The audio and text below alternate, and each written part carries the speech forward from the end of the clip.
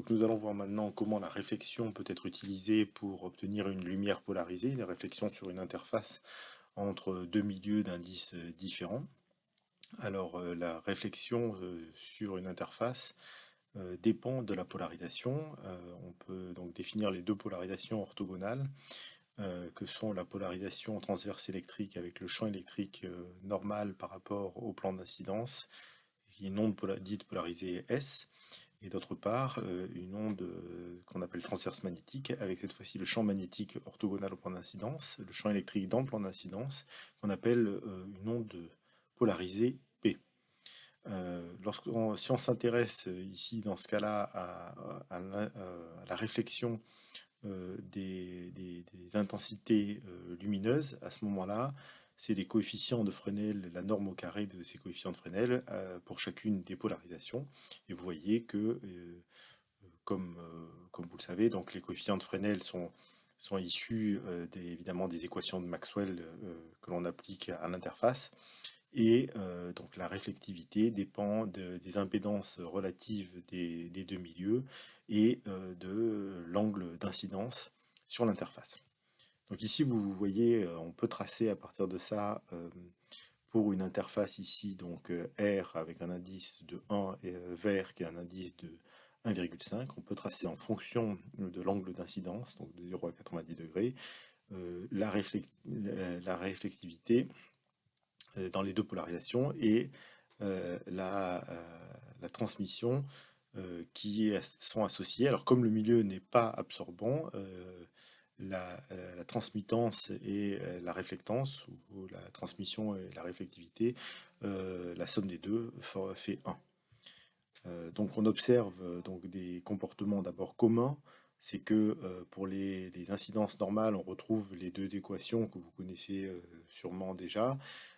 Évidemment, les comportements se rejoignent dans ce cas-là, puisque la polarisation n'a plus d'importance pour des raisons de symétrie. Et vous voyez que essentiellement, la réflectivité est très faible, elle est de l'ordre de 4% lorsque on est à l'interface R vert. C'est ce qu'on peut constater sur des fenêtres. D'autre part, le comportement qu'on connaît bien, c'est que la réflectivité, elle augmente pour les grands angles. Et ça, c'est ce qu'on observe également lorsque on s'incline et on voit sur une vitre de plus en plus de réflexion. Par contre, entre les deux, on voit que le comportement est assez différent, et notamment que la réflexion en polarisation P présente un minimum qui vaut 0 pour un certain angle qu'on va appeler angle de Brewster. Alors, ce qui est donc en fait, de manière générale, la réflexion sur l'interface une interface va réfléchir beaucoup la polarisation S et peu la polarisation P. Mais pour cet angle précis où la polarisation P égale à 0, on a vraiment une lumière qui est complètement polarisée en réflexion, puisque seule la polarisation S est réfléchie et la polarisation P est complètement atténuée.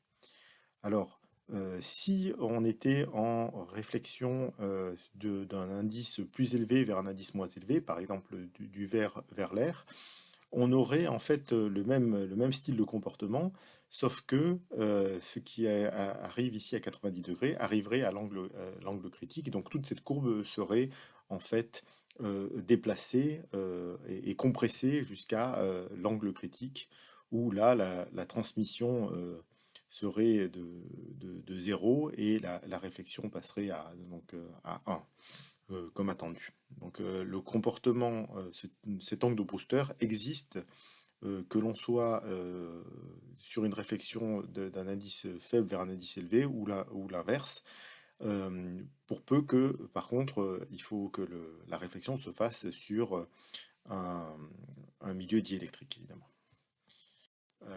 Donc on peut calculer évidemment à partir des coefficients de Fresnel que vaut cet angle de Brewster, et il suffit de regarder la valeur de l'angle qu'on va appeler θB pour angle de Brewster, pour lequel la réflexion en polarisation S est nulle, et on voit en résolvant l'équation que on a cette équation tangente θ de Brewster c'est le rapport des indices est égal au rapport des indices. Et vous voyez que effectivement cet angle existe, peu importe que ce rapport des indices soit supérieur ou inférieur à 1. On peut donner également une interprétation physique à ce phénomène en se penchant sur l'origine du rayon réfléchi. Alors en fait, lorsque l'on a un faisceau qui est incident sur une interface et qui est donc réfracté dans l'interface, ce qui produit en fait la lumière réfléchie, c'est en fait les dipôles qui sont excités dans le milieu, dans le milieu 2. Alors ces dipôles, ils sont toujours évidemment orthogonaux, enfin, pour un milieu isotrope, ils sont toujours orthogonaux à la direction de propagation du rayon dans ce milieu, donc comme représenté ici. Et pour une polarisation dans le plan d'incidence, eh bien, on voit que ces dipôles sont comme représentés sur la figure. Et ce qu'on a vu au début, ce qu'on a rappelé au début, c'est que les dipôles ont un diagramme de rayonnement qui est, qui est nul dans la direction du dipôle lui-même. C'est-à-dire qu'il n'y a aucun rayonnement qui se fait dans la direction du dipôle, donc qui se fait orthogonalement à cette direction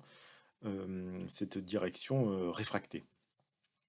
Alors si maintenant on a un angle d'incidence tel que l'angle réfléchi soit orthogonal à l'angle de la lumière réfractée, si on a un angle droit entre les deux, eh bien évidemment, cette raison physique fait que aucun des dipôles n'envoie de la lumière, n'irradie de la lumière dans cette direction-là, et donc le champ électromagnétique et l'intensité électromagnétique rayonnée dans cette direction est nul. Et c'est exactement ce qui se passe pour l'angle de Brewster, pour cette polarisation.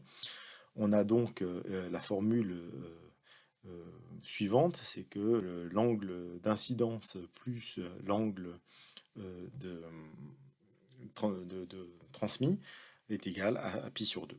Voilà, c'est une autre manière physique d'interpréter cet angle de Brewster. Alors évidemment, ça n'arrive pas lorsque maintenant la polarisation est transverse électrique et donc orthogonale à l'écran. À ce moment-là, les dipôles sont orientés orthogonalement à l'écran et évidemment dans leur plan, le plan de l'écran, et bien cette fois-ci, même si on est à 90 degrés de la lumière réfractée, il y a bien une émission, et donc pour cette polarisation, on a effectivement euh, une lumière diffusée dans cette direction qui est non nulle. Donc nous allons voir maintenant des applications de cette réflexion à l'angle de Brewster, enfin de cette polarisation par réflexion. Une des premières applications, c'est l'utilisation de lunettes polarisantes, de lunettes de soleil polarisantes. Alors les lunettes de soleil en général sont en fait des densités optiques qui arrêtent les photons, peu importe leur polarisation.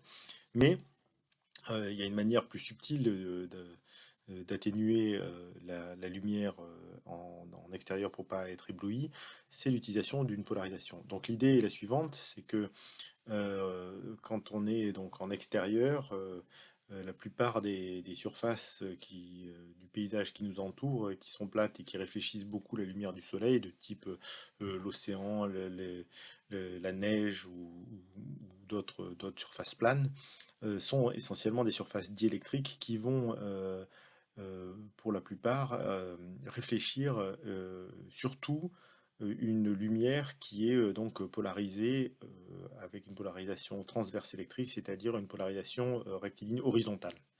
Donc si je ne veux pas être ébloui par cette lumière, eh bien il suffit que je mette des lunettes qui ont une polarisation, qui sont constituées d'un polariseur vertical. À ce moment-là, la plupart de la réflexion est arrêtée et on ne sera pas ébloui lorsque euh, on va sortir en extérieur. Cette photo illustre la chose avec la partie basse de la photo qui est faite sans polariseur et la partie haute avec polariseur. Donc là, vous voyez que sur les vitres de la voiture sans polariseur, eh bien, vous avez la réflexion du paysage extérieur. Donc ce que l'on peut, d'après ce qu'on vient de voir précédemment, on sait que la lumière qui est réfléchie est essentiellement polarisée ici, dans ce cas-là, de manière verticale, d'accord? Donc elle est transverse électrique. et elle est assez intense parce qu'on est à des angles assez élevés. Qu'est-ce qui se passe quand je mets un polariseur, donc un polariseur cette fois-ci horizontal? Je tue complètement cette réflexion qui disparaît et je vois enfin, on dirait que même que la fenêtre était baissée jusqu'à ce niveau-là, je vois enfin à l'intérieur de la voiture et j'enlève complètement cette réflexion. Donc c'est vraiment c'est la même chose, donc ici pour une application photographique, mais que l'on retrouve pour ces lunettes de soleil polarisantes. Alors, ce qui est intéressant, c'est que pour la petite histoire, de manière historique, c'est cette réflexion polarisée sur à l'angle de Brewster qui a permis de déterminer la nature transverse, enfin, ou aider à la compréhension de la nature transverse de la lumière. Et c'est Malus, justement, qui se promenait dans les jardins du Luxembourg avec un cristal de calcite et qui regardait le Sénat, les vitres du Sénat, et qui voyait que justement, au travers de sa calcite, lorsqu'il tournait la calcite, au lieu de voir deux images, il voyait en fait une seule image pour les fenêtres, puisque la lumière est polarisée dans un sens. Cette observation a permis en fait de comprendre euh, la nature transverse de la lumière et la nature des aspects de polarisation de la lumière. Et en fait, c'est la base des réflexions de Fresnel justement sur la description ondulatoire de la lumière. Donc vous voyez que entre Brewster et la calcite et les cristaux biréfringents, ça a apporté non seulement des applications importantes, mais également ont été fondamentaux pour comprendre la nature de la lumière. Une deuxième application qui est assez aussi importante, c'est ce qu'on appelle les fenêtres de Brewster qui sont utilisées dans les lasers, en particulier dans les lasers hélium-néon que vous étudiez en TP. Alors un laser hélium-néon, c'est en fait une cavité qui est remplie d'un gaz hélium-néon qui va être excité, qui va être un milieu amplificateur. Et si vous ne brisez pas la symétrie axiale du laser, évidemment, la polarisation, donc ici dans le vertical, euh, dans le plan de l'écran ou orthogonalement au plan de l'écran, aucune de ces deux va être privilégiée. Et donc ce que vous allez avoir en fait en sortie, vous allez observer, c'est une polarisation qui tourne et de manière aléatoire euh, au cours du fonctionnement du laser, puisqu'elle n'est pas fixée. Et ça, c'est un problème parce qu'après, il y a souvent des systèmes optiques qui, eux, vont être sensibles à la polarisation et donc vous risquez d'avoir des problèmes. Donc l'idée, c'est de polariser le laser à l'intérieur et pour cela, il suffit en fait d'atténuer de manière privilégiée une des polarisations par rapport à l'autre. Alors, comment c'est fait? On utilise donc des verres, des lames de verre à l'angle de Brewster. Et donc là, ce que vous voyez, c'est que la polarisation, par exemple, qui est donc ici verticale dans le plan du laser, sur cette lame de verre va être complètement transmise et rien ne va être réfléchi. Et donc va pouvoir parcourir la cavité de part et d'autre et osciller dans la cavité. Par contre, la lumière qui est dans le plan orthogonal au plan de l'écran, elle va avoir une partie qui va être réfléchie, et donc cette partie réfléchie et qui va être perdue va diminuer l'intensité avec cette polarisation qui circule dans le laser, et ça va avoir pour conséquence que cette polarisation va être un mode qui ne va pas laser. Et donc en sortie, on aura la polarisation ici verticale dans le plan de l'écran qui va être la polarisation qui va laser. Une troisième application, c'est de faire des polariseurs qui utilisent en fait l'angle de Brewster. Alors vous voyez, si je mets une lamelle de verre par exemple et que j'envoie une lumière non polarisée dessus, en fait, si je suis à l'angle de Brewster, je vais avoir essentiellement la polarisation donc transverse électrique, donc ici verticale, qui va être réfléchie, d'accord? Donc là, celle-là, elle est pure, mais cette réflexion verticale ne représente que un certain pourcentage de la lumière polarisée verticalement, si bien que beaucoup de lumière polarisée verticalement va continuer en fait tout droit et être transmise avec la lumière polarisée horizontalement. Et donc finalement on n'a pas un polariseur puisque il y a une proportion importante de lumière polarisée verticalement qui continue. Donc l'idée, c'est d'en mettre plusieurs, donc on met plusieurs interfaces, jusqu'à diminuer de manière conséquente la polarisation verticale et n'avoir que la polarisation horizontale en sortie, et que toutes les polarisations verticales, enfin toute la lumière polarisée verticalement, va sortir sur le côté.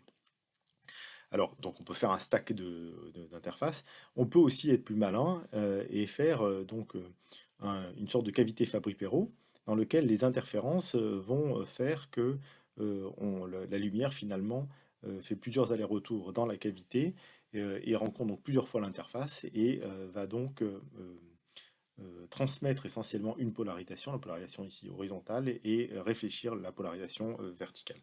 Et donc ça, c'est des polariseurs que l'on peut acheter qui sont basés sur un système, enfin sur des interférences et sur l'angle de Brewster. Et c'est des polariseurs que l'on trouve facilement dans le commerce, assez performants et assez simples d'utilisation. Une autre application intéressante des propriétés de réflexion sur une interface, c'est la réalisation de lames retardatrices à partir du déphasage relatif qu'il existe entre les polarisations S et P pour des réflexions au-delà de l'angle critique. Alors, vous savez que lorsque on a une interface avec où l'on part de l'indice le plus élevé, donc ici du vert à 1,5 pour aller dans de l'air d'indice 1, au-delà d'un certain angle d'incidence qu'on appelle angle critique, il y a une réflexion totale interne qui se produit et aucune lumière n'est transmise dans l'air. Donc lorsqu'on regarde les coefficients de Fresnel et qu'on calcule le déphasage induit entre l'onde réfléchie et l'onde incidente, on peut voir le comportement suivant qui est décrit ici dans le graphe à gauche. Donc ici vous avez l'angle d'incidence de la lumière et vous avez le déphasage qu'elle subit lors de la réflexion pour une polarisation P, pour une polarisation S et pour une polarisation à 45 degrés. Et donc ce que vous voyez ici, c'est qu'on a tracé pour trois indices de réfraction du verre, 1,5, 1,55, 1,45. Ça ne change pas grand-chose, ça déplace juste légèrement cet angle critique qui est ici autour de 40-45 degrés. Donc si on commence à regarder la polarisation S, alors la polarisation S, vous vous souvenez, c'est une polarisation qui n'a pas de Brewster.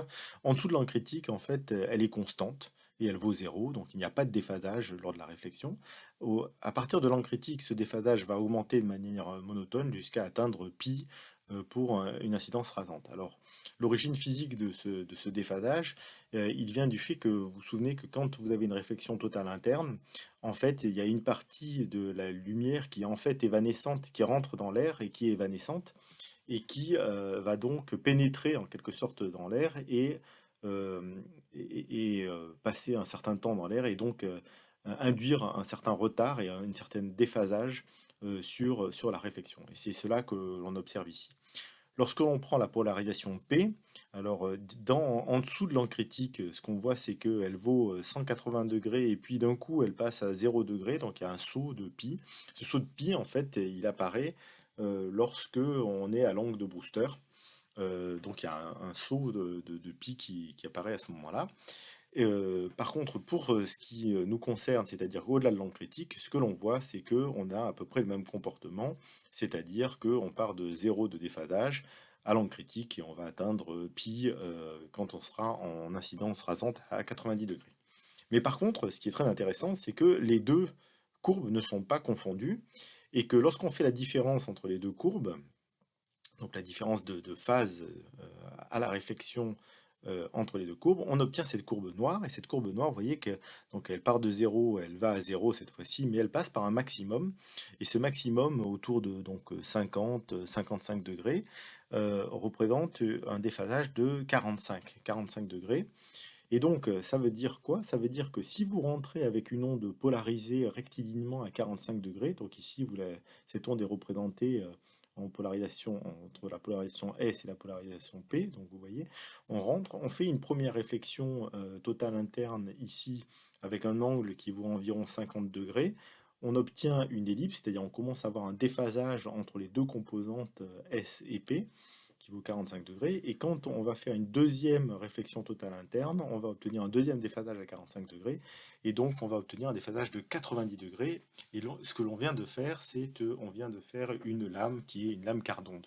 Donc, cette forme rhomboédrique ici, ça s'appelle un rhomboèdre de Fresnel, permet, grâce aux propriétés de la déphasage de la réflexion suivant la polarisation S ou P au-delà de l'angle critique, d'obtenir une lame retardatrice quart d'onde.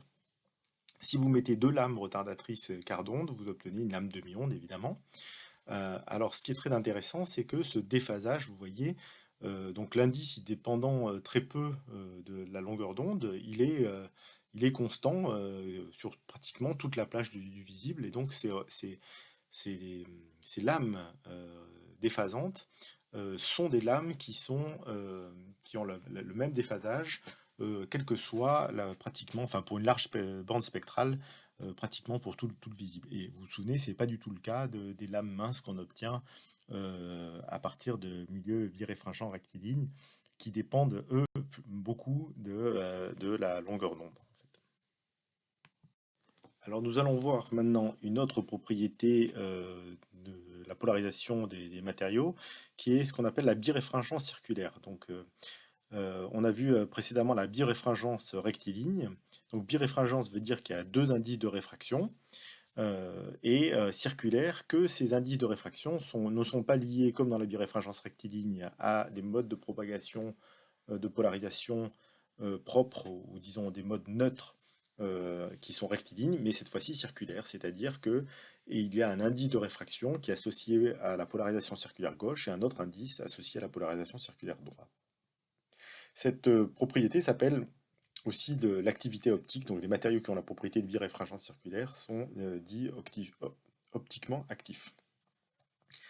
Ce sont des matériaux qui possèdent en fait une structure interne une symétrie chirale, c'est-à-dire, alors chirale ça vient de la main, donc ce qui veut dire que l'objet et son image dans un miroir ne sont pas superposables comme les mains, et on a donc les deux formes dans le miroir, et l'objet lui-même sont dites énantiomorphes. Donc quand ce sera des molécules, on appellera ça des molécules qui sont énantiomères.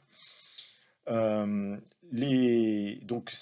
ces symétries peuvent venir soit d'une structure cristalline, soit de la structure des molécules elles-mêmes. Donc dans les structures cristallines, en fait, c'est souvent une forme hélicoïdale qui apparaît. Donc ici, vous avez l'exemple des cristaux de quartz avec cette forme hélicoïdale d'agencement des molécules de silice.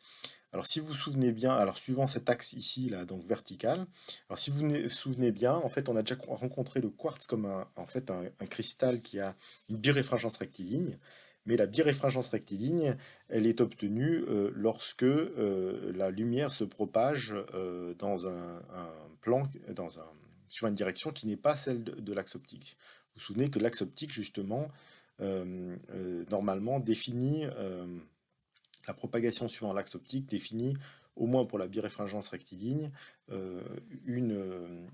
l'équivalent d'un milieu isotrope, et toutes les polarisations sont transmises sans être changées.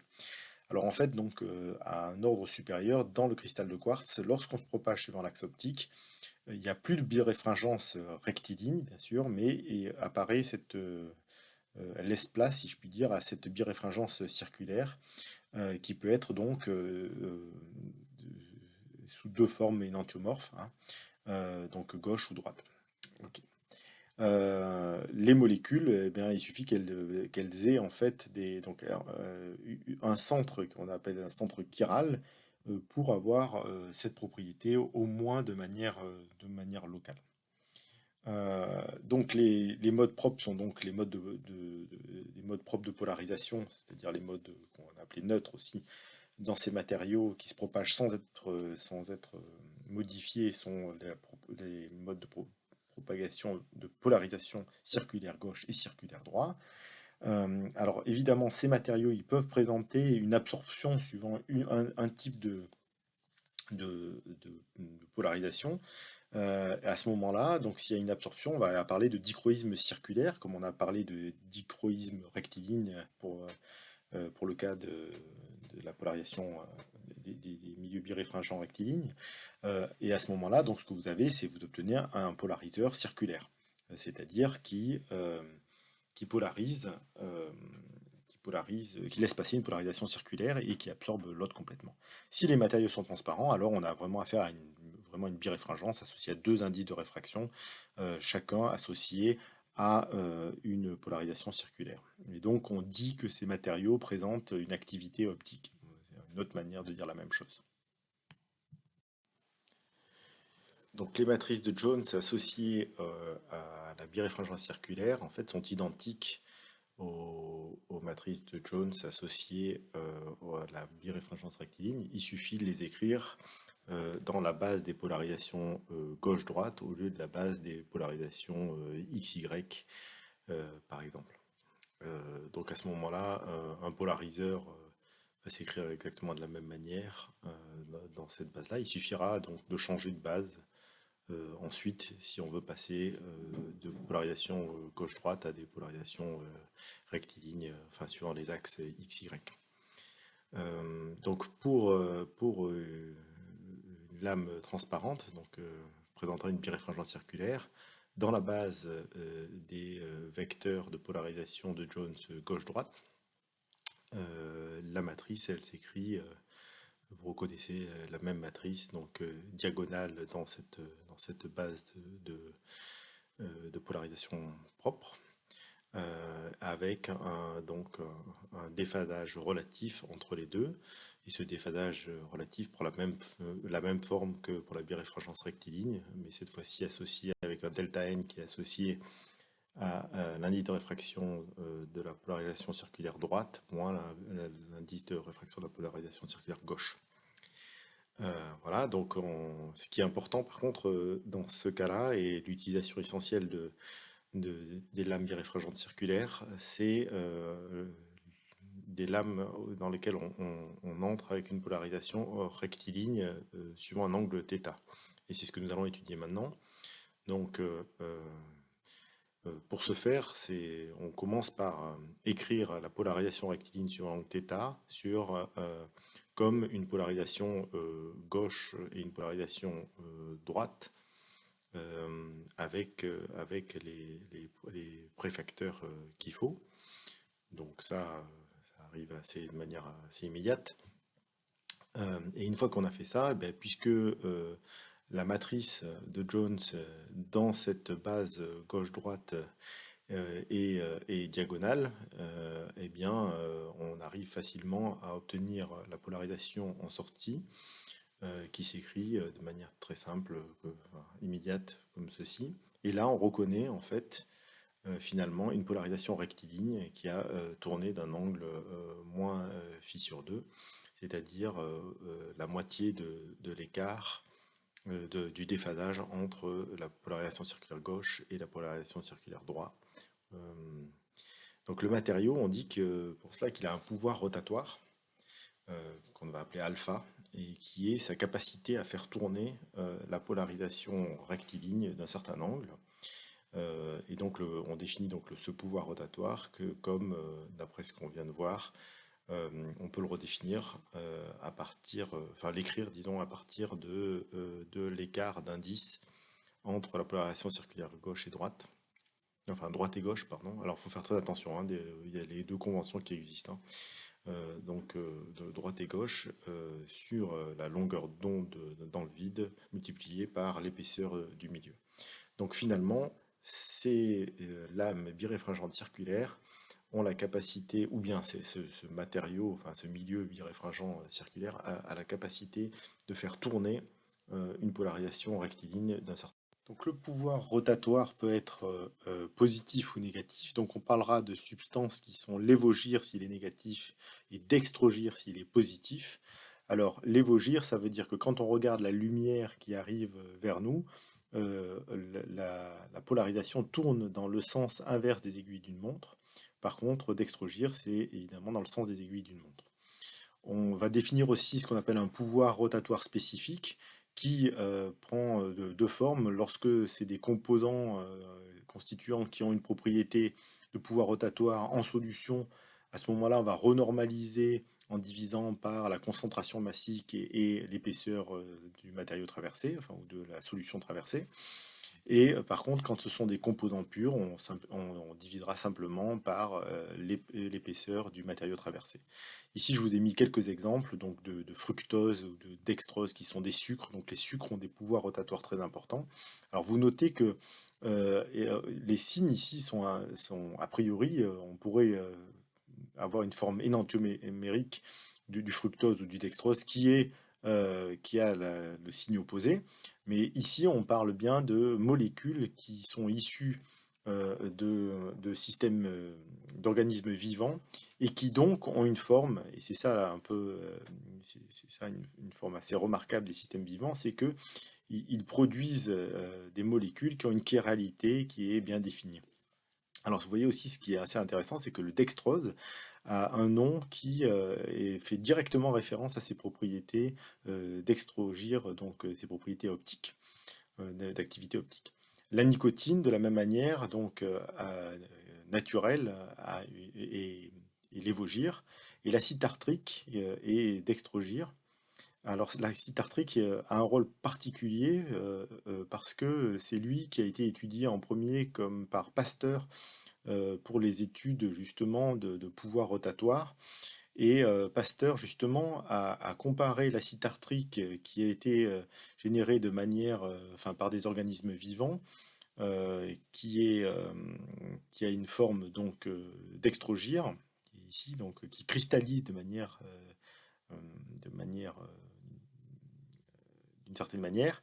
Et par contre, si jamais on fait une synthèse d'acide tartrique de manière artificielle, à ce moment-là, on va obtenir, lorsqu'on fait cristalliser, deux types de cristaux que Pasteur a vus pour la première fois, qu'on l'on peut séparer et qui vont créer des cristaux donc associés à des molécules dextrogir ou lévogir, suivant la séparation qu'on a faite.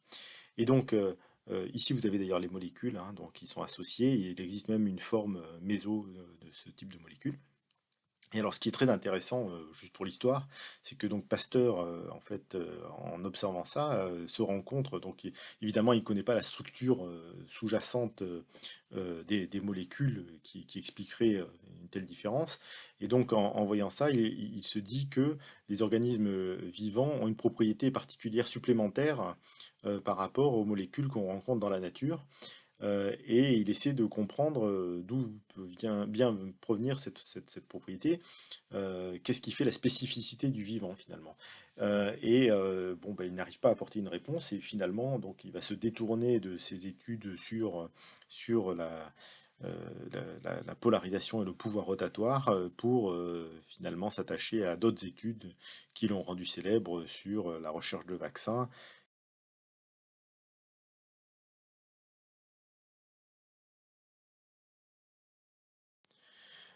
La biréfringence circulaire, on peut essayer de voir ce qui se passe en fait à l'échelle des électrons et du matériau. Donc en fait, ce dont on s'aperçoit, c'est que localement, le champ magnétique de l'onde incidente sur l'électron qui est dans cette transition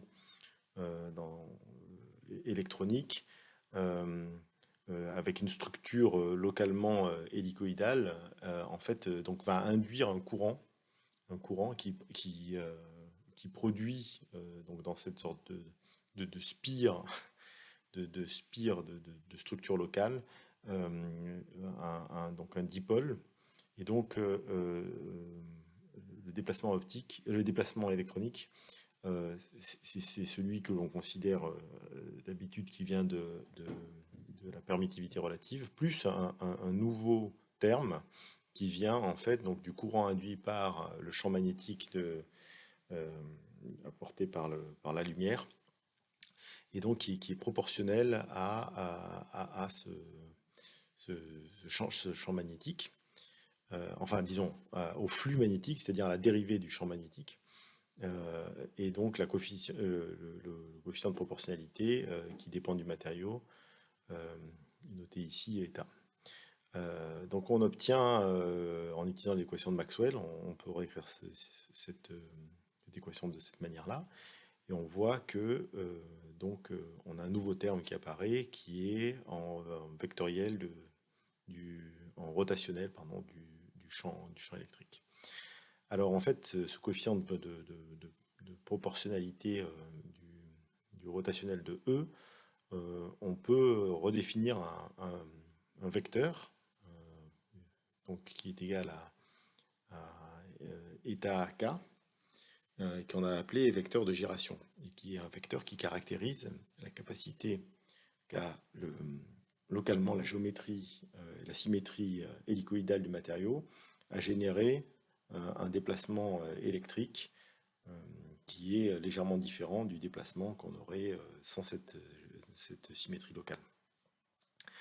Donc en fait, la permittivité dans ce cas-là va prendre la forme suivante. Pour un milieu qui, on va prendre simple, hein, qui est isotrope à part ça, ou qui a le même indice, disons, dans la direction, orthogonalement à la direction K, on a donc, on voit apparaître ces termes qui sont des termes non diagonaux, qui sont dus à ce vecteur de gyration et qui sont des termes complexes. Et donc on a une matrice qui est antisymétrique cette fois-ci. Et cette matrice antisymétrique, on peut la diagonaliser dans la base donc des vecteurs polarisation circulaire gauche et droit.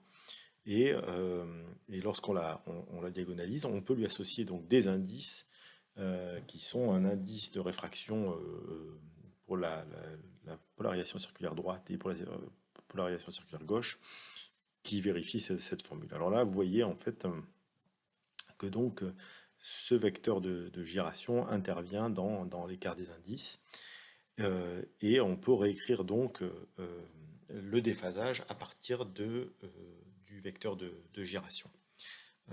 Et le pouvoir rotatoire spécifique, vous voyez ici, a été réécrit en ce sens-là.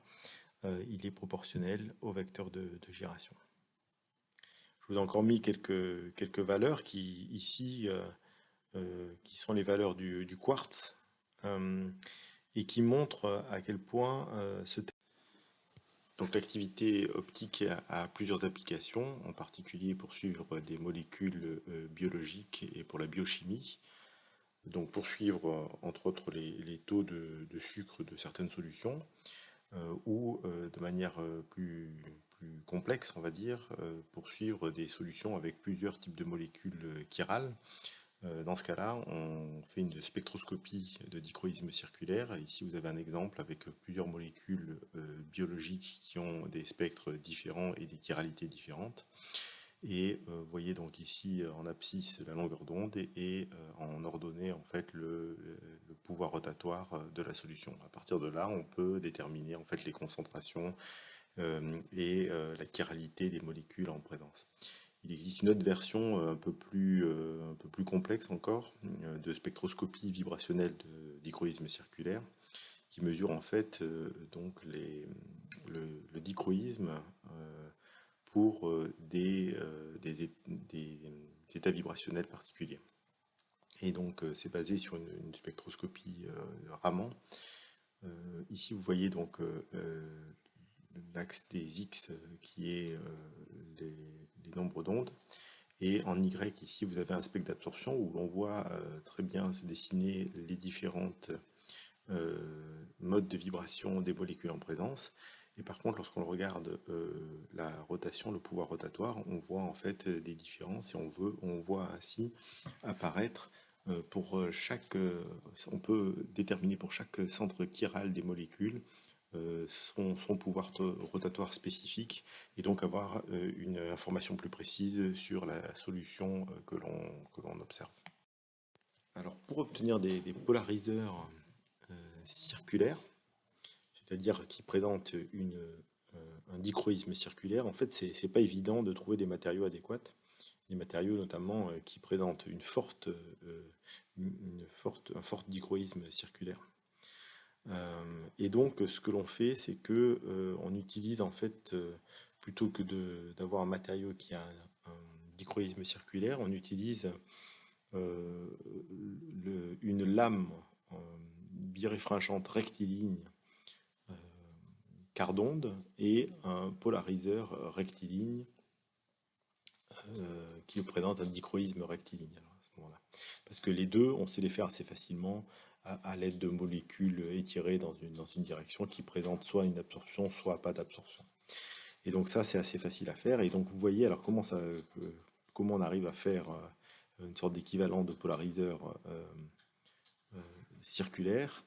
On met donc la lame avec ses axes neutres à 45 degrés du polariseur rectiligne. Si arrive une lumière polarisée circulairement en entrée, cette lame va la transformer en polarisation rectiligne horizontale et l'autre polariseur va la laisser passer. Donc ça veut dire que l'intensité transmise par cette combinaison de lame quart d'onde et de polariseur rectiligne, elle est de 100% dans ce cas-là. Par contre, vous voyez que si j'arrive avec une polarisation circulaire dans l'autre sens, à ce moment-là, ce qu'elle va faire, c'est qu'elle va transformer cette polarisation circulaire en polarisation verticale ici, rectiligne verticale. Et cette fois-ci, cette polarisation va être croisée par rapport au polariseur qui suit. Et donc, on n'aura rien en sortie. Donc, vous voyez, en fait, en termes d'intensité, dans un cas de la polarisation, d'une polarisation circulaire dans une direction, tout passe, et dans la polarisation circulaire inverse, rien ne passe. Donc vous voyez que vous avez créé avec cette combinaison l'équivalent en termes de transmission d'une sorte de polariseur avec un dichroïsme circulaire. Donc vous voyez que vous pouvez faire, en changeant l'axe lent et l'axe rapide, vous pouvez évidemment faire la combinaison inverse pour avoir cette fois-ci rien dans la polarisation circulaire droite et là, une transmission de 100% à la polarisation circulaire gauche. Voilà. Alors c'est utilisé par exemple dans les lunettes pour l'observation des films en 3 dimensions. Donc chaque œil est associé donc avec ce type de polariseur, d'équivalent de polariseur circulaire.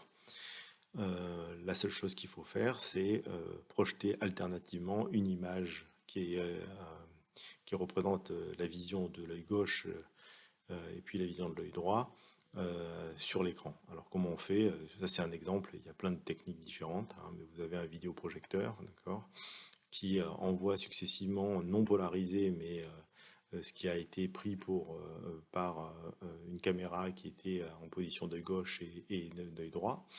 Ici, vous mettez un cristal, un système à cristaux liquides qui va polariser ces images successivement en polarisation gauche et droite, et un écran qui évidemment va maintenir cette polarisation. Donc il vous faut un écran un peu particulier qui conserve cette polarisation en réflexion. Et donc, successivement, vont arriver à l'œil une image associée à l'œil gauche avec une certaine polarisation circulaire et une image associée à l'œil droit avec l'autre polarisation circulaire. Et vos lunettes, elles vont vous filtrer justement sur l'œil droit ou l'œil gauche les images associées à chacun des yeux.